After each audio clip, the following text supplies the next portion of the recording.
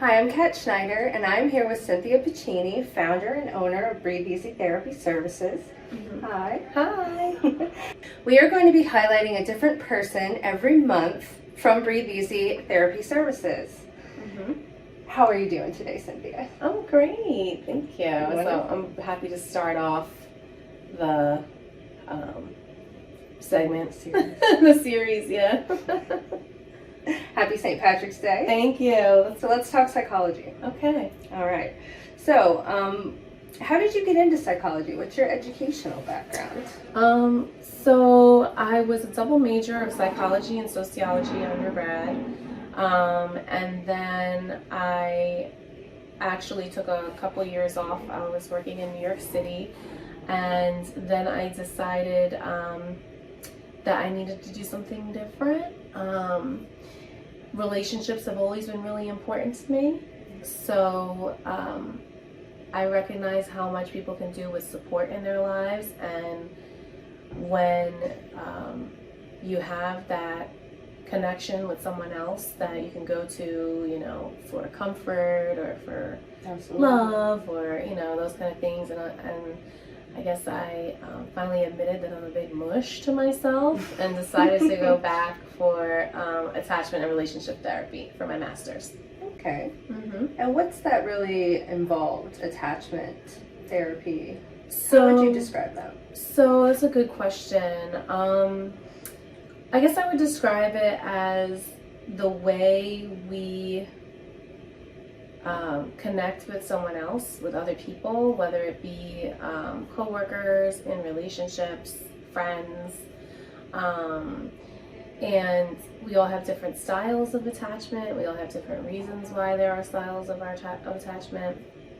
One of the things like I hear a lot and that I recognize like just in my own pattern was sometimes you attract like the same kind of people and you're like, what? Why is that? Why is that? And you just like start to work through some things about yourself and you recognize kind of what you're putting out a lot of times too.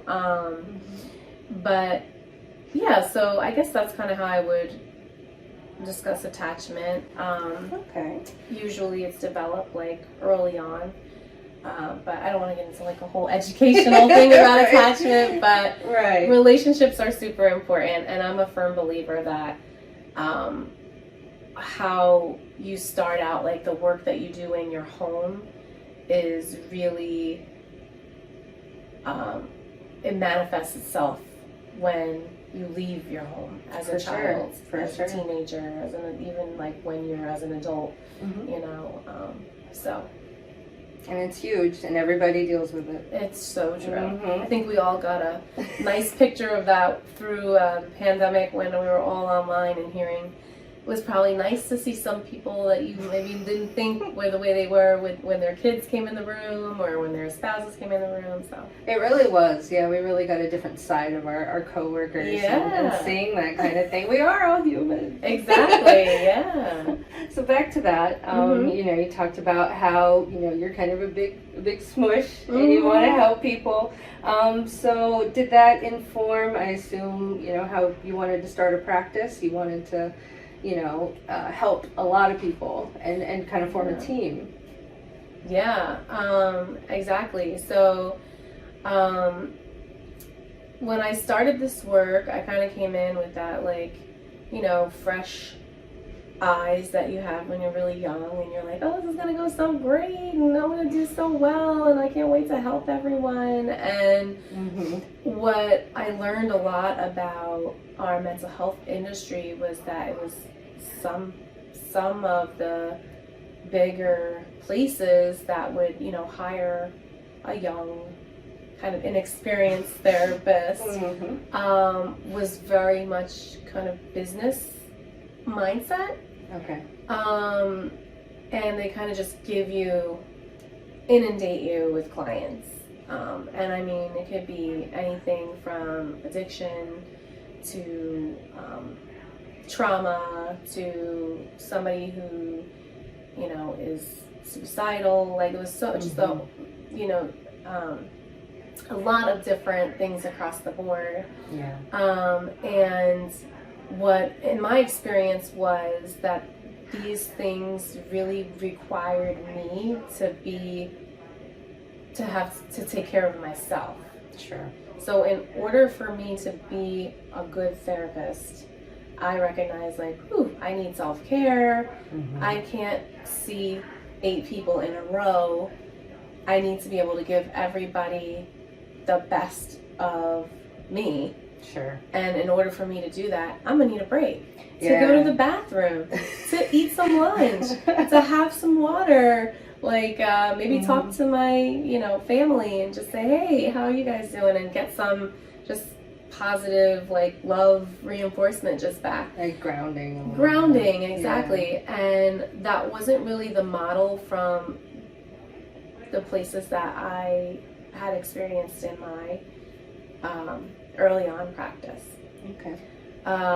So I decided that I wanted to start a private practice so that, I'm not only promoting wholeness and well-being to my clients, like wholeness and their well-being to my clients, but also promoting that with the people that work with me. So we give the quality of care that we give, and I think that's part of the reason why we've been so successful in these last 2 years with growth, because our therapists are also well-rounded, cared individuals, so they care for themselves and they're able to, I mean, I think as a parent, we all know the person who's burnt out with their kids has less patience than the person that takes a half an hour to an hour to go take a bath or go for a walk and they come back and they feel better. Exactly. I mean, it's the same concept. Yeah, you can't pour from an empty pitcher. Exactly. I think is the so I think that kind of leads into, I think you talked about this a little bit, as far as challenges go. I mean, burnout, you're trying to avoid burnout, so as far as, how does that fit into your business model? Okay.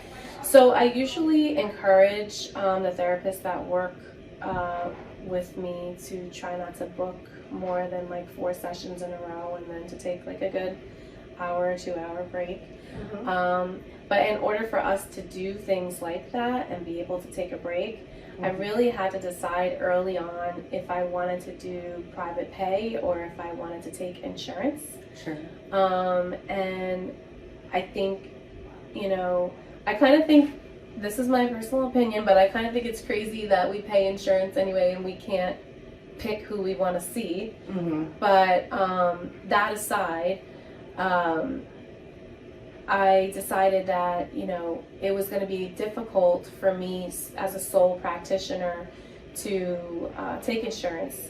There are times where you have to spend a lot of time on the phone calling. Sometimes you don't actually get paid for the session on the day of the session. You can get paid anywhere from 2 weeks to 6 months later. And you have to keep meticulous records so that you're aware if you got paid or not, because if you didn't get paid, you have to resubmit. So I decided early on that I didn't want to focus my hours on that. Sure. I wanted to focus my hours on the clinical side of the business as well as growing the business.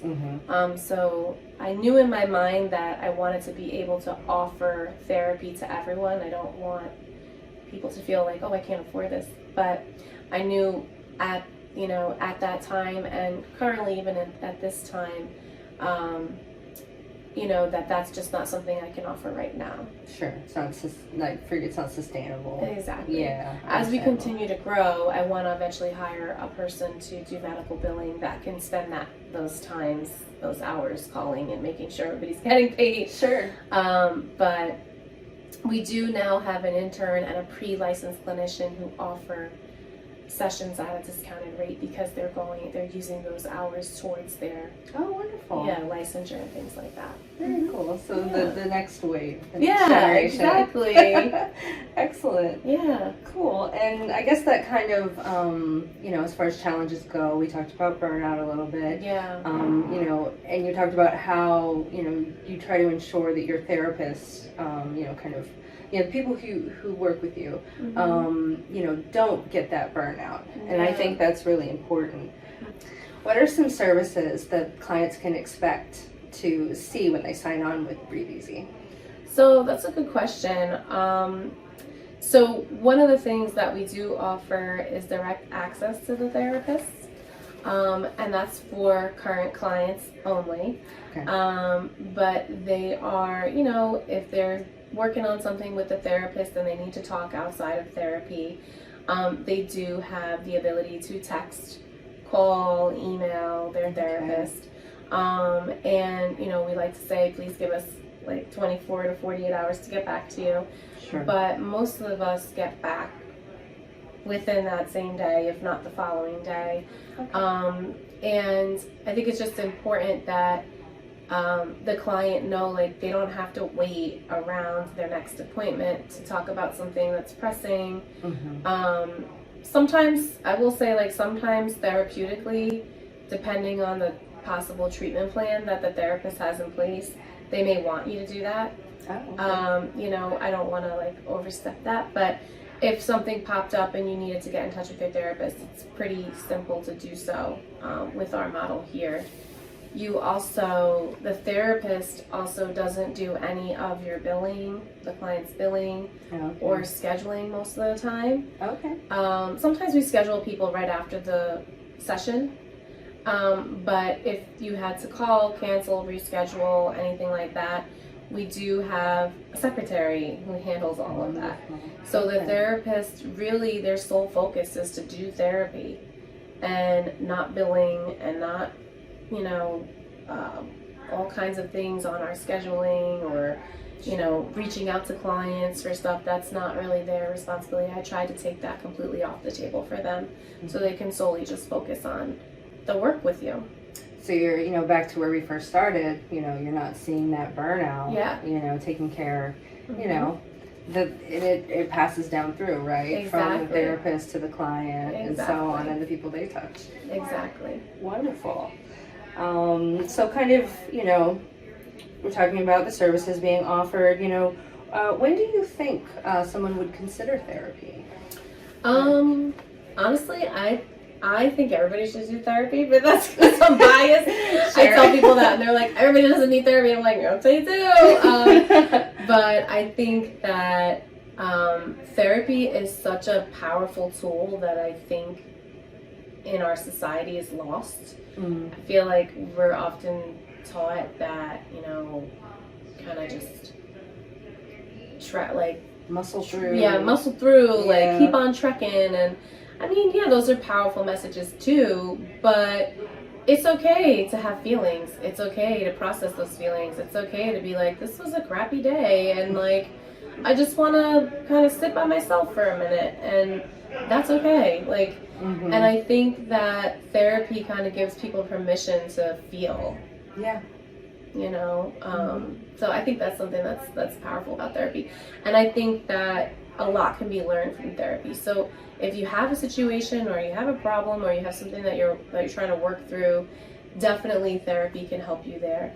But even if you're like, I just want to learn about myself deeper, or I want a deeper connection with people around me, or I want to really like dig through some things that I've never really opened up to anybody about.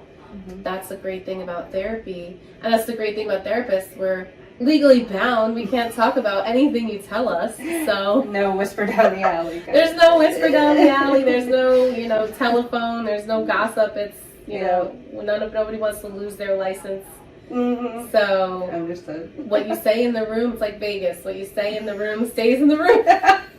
Should be a slogan. Yeah, it should be. I'm coining that. Yeah.